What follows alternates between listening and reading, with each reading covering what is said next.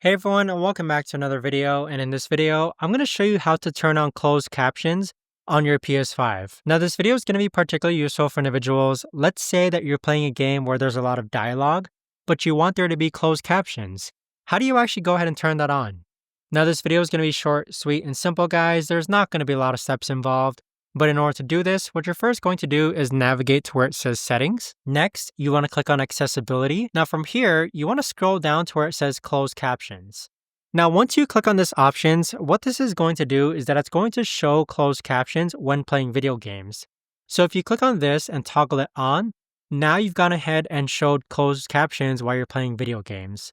Furthermore, you could actually go and edit the closed caption settings. So you can actually go to change the font, the size, the color, the edges, the edge color, etc. But there you have it, guys. That right there is the best and easiest way that I know of to actually go ahead and turn on closed captions on your PS5. If you guys know of a better or easier way to actually do this, let me know in the comments down below.